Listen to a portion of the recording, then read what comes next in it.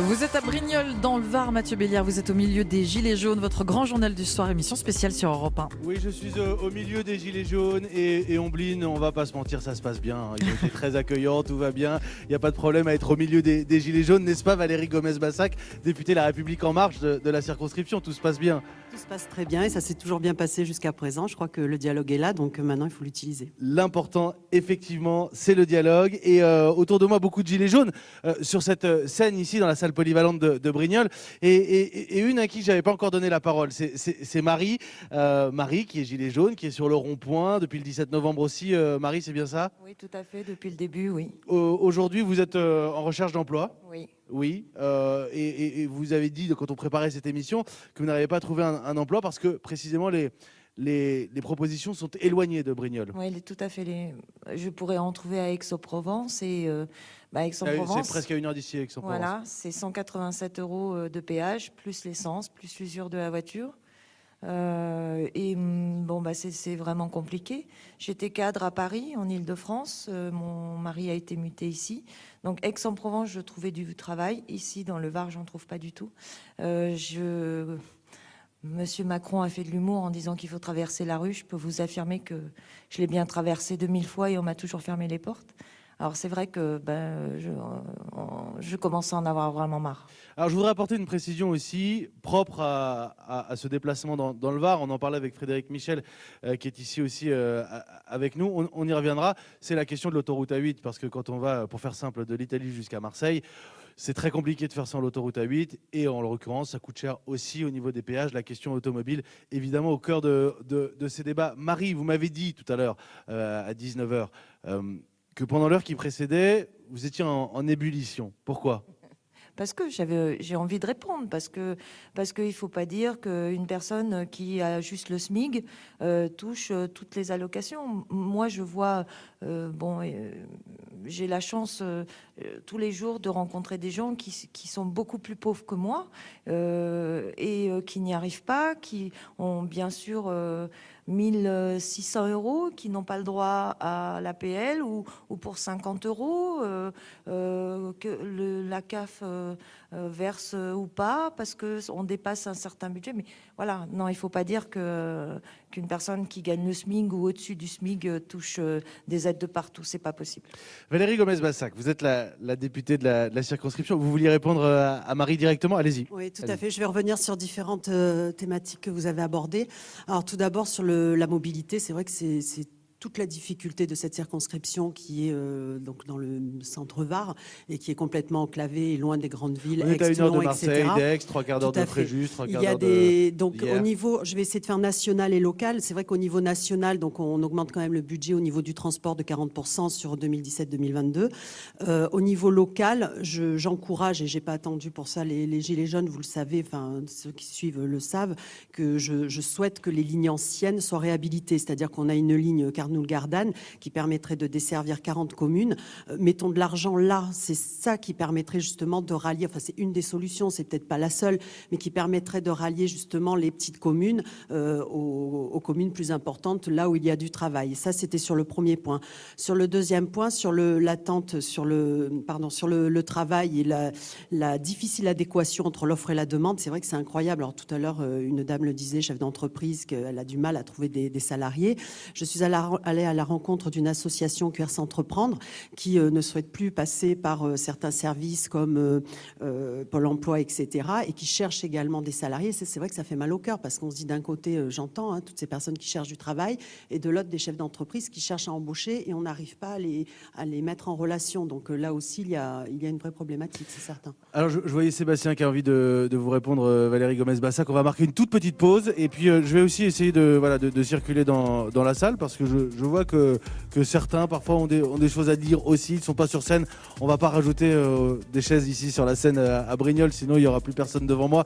Vous restez bien sur Europe 1 évidemment, notre émission spéciale depuis Brignoles dans le Var jusqu'à 20h. N'hésitez pas aussi à intervenir au 39 21. Votre grand journal du soir, émission spéciale au cœur du mouvement des Gilets jaunes. On vous retrouve Mathieu Béliard en direct de Brignoles dans le Var et on peut vous suivre en Facebook Live sur la page Facebook d'Europe 1. Grâce aux équipes numériques d'Europe 1 qui sont avec nous ici à Brignoles. alors vous le savez, je peux en sourire, il est déjà 19h30, il ne reste qu'une demi-heure.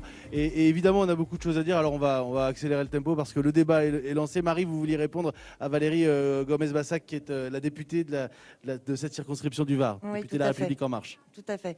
Alors, comme d'habitude, effectivement, c'est super. C'est la ligne que vous voulez ouvrir quand j'ai appris que vous aviez l'intention de faire ça. Mais comme d'habitude, c'est dans le long terme. Et moi, aujourd'hui, c'est maintenant que j'ai besoin de travail. Et c'est vrai que c'est une bonne initiative et que ça va permettre à beaucoup de gens de voyager.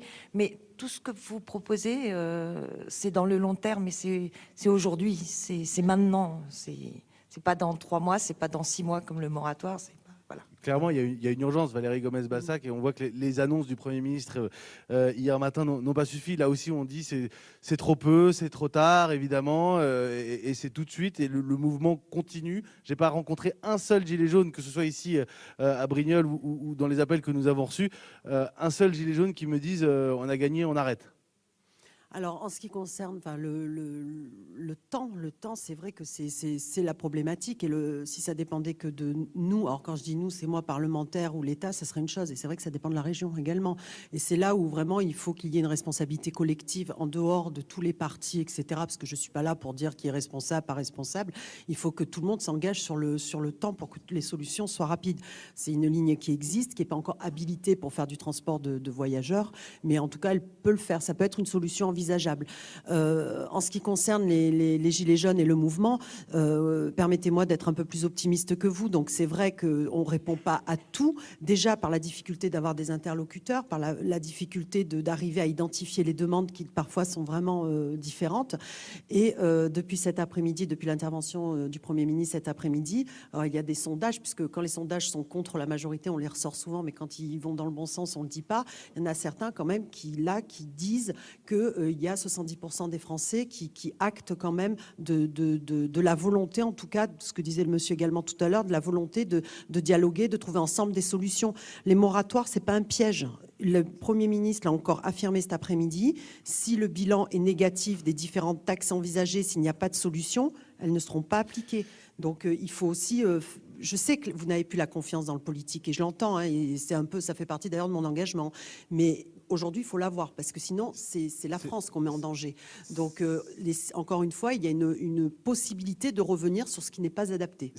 Votre grand journal du soir sur Europe 1, émission spéciale en direct de Brignoles dans le Var au milieu des Gilets jaunes avec Mathieu Béliard. On vous écoute et vous regarde en Facebook Live sur la page Facebook d'Europe 1. Oui, grâce aux équipes numériques d'Europe 1 qui sont avec nous. Vendredi, Calais, demain, Saint-Avold en Lorraine. Ce soir, Brignoles dans le Var, où la Confédération paysanne se joint donc au mouvement des Gilets jaunes. Sylvain Apostolo, on a entendu tout à l'heure pourquoi est-ce que la Confédération paysanne du Var se joint aux Gilets jaunes. Maintenant, comment? Est-ce que ça implique dans les semaines à venir des participations au blocage, des manifestations particulières?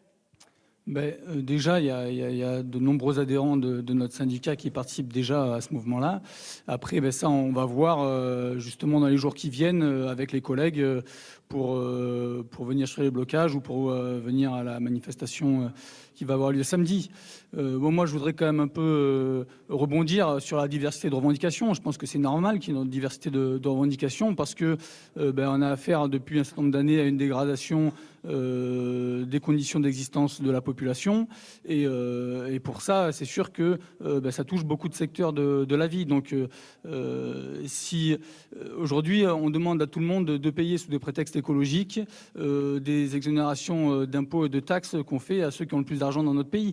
Donc là, il y a quelque chose qui ne va pas. Et en ce qui concerne aussi l'agriculture, on nous parle d'écologie. Aujourd'hui, on a supprimé les aides à l'agriculture biologique, par exemple. On ne sort pas du glyphosate. Donc il y a des paroles d'un côté et puis des actes qui vont exactement à l'inverse de l'autre, quoi. Macron, c'est exactement sa spécialité, c'est-à-dire qu'il nous a fait des grands discours, et en particulier au niveau agricole, et il a fait exactement l'inverse. On parlait des lignes de train, et je vais le redire encore ce que je l'ai dit tout à l'heure, mais c'est qu'on met des milliards parce que c'est plus de 20 milliards pour construire une ligne à grande vitesse sur le département du Var qui va bouffer des terres agricoles. Et à côté de ça, eh ben, forcément, il n'y a plus d'argent et ce n'est pas la priorité de RFF aujourd'hui pour les petites lignes. Donc, Valérie Gomez-Bassac. Alors, vu que le temps nous est compté, je vais essayer d'être brève. Moi, je partage votre avis. Vous dites Macron. Moi, là, je partage votre avis sur les lignes de chemin de fer. Et je l'ai toujours fait puisque c'était même pendant ma campagne. Hein. Donc,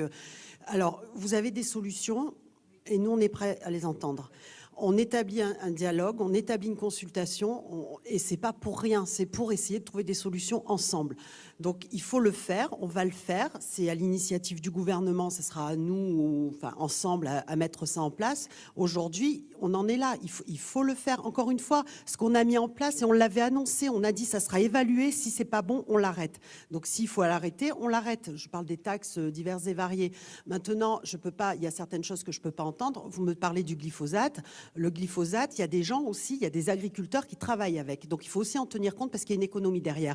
L'Europe, 5 ans, nous, 3 ans. 3 ans, et on a déjà mis en place des commissions parlementaires pour en sortir peut-être plus rapidement, enfin en tout cas pour apprécier, trouver une substitution par rapport au glyphosate, etc. Du coup, le temps nous est compté et il y a plusieurs choses que je voudrais préciser. Qu'il y a Manuel dans la salle, par exemple, qui a fait 1 heure de route ce soir pour assister à ce débat, qui nous parle, lui, de référendum. J'ai Gilbert qui nous dit le peuple dit non, les élus disent oui, il y a un problème de démocratie. Là où la question importante peut-être se poser, c'est que dans les revendications qui sont faites par les Gilets jaunes, Valérie Gomez-Bassac, il y a pas mal de questions institutionnelles. Est-ce que ces revendications-là, Oui. légitimes ou pas, chacun peut s'exprimer, est-ce que ces revendications-là, aujourd'hui, ne vous dépassent pas ? Certaines oui, d'autres non.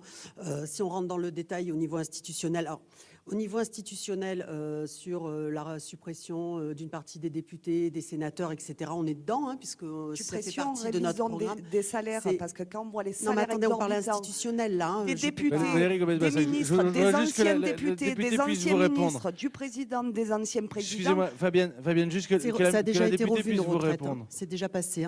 Hein. Sur nos retraites, c'est déjà passé. Sur la suppression, c'est en cours d'un tiers. Maintenant, je ne sais pas, le référendum, pourquoi pas? Mais alors, on parle de faire des économies. Il faut voir ce que coûte un référendum également. Et sur quoi? C'est-à-dire un référendum, on ne peut pas tout passer par référendum. C'est la Constitution. Hein, c'est comme ça. Il faut savoir sur quoi, comment, et est-ce que ça vaut le coup également. Donc la colère, je la comprends. D'accord. Il faut quand même le faire dans le respect des institutions et des personnes qui ont été élues démocratiquement, que ça plaise ou pas, elles ont été élues démocratiquement. Moi, je pense que je ne viens pas vers vous en vous disant vous avez tort, on a imposé des choses, etc. Au contraire, je suis en train de vous dire que, faisant partie de la majorité, je suis prête à faire remonter. Et ce que j'ai déjà fait en amont, quand j'organisais mes tables rondes transpartisanes où j'ai déposé des amendements, et c'est vrai, je veux dire, c'est vérifiable hein, de toute façon. Bon, je suis venue vers vous. Bon, c'est vrai que lundi. Pourquoi que lundi? Parce que j'étais de permanence dans l'hémicycle la semaine d'avant. Mais je ne savais pas que vous alliez venir hein, et j'étais sur le rond-point et enfin, on l'a su en même temps. Donc, je ne pense pas fuir le dialogue. Oui. J'ai essayé aussi d'identifier. Il y a un problème d'identification. Donc là, ça y est, sur Saint-Maximin, j'ai identifié des personnes. Sur Puget, j'ai identifié des personnes parce qu'il faut aussi des interlocuteurs parce que les demandes sont nombreuses. Mais il y en a une qui est essentielle et je ne pense pas que vous allez me contredire, c'est le pouvoir d'achat.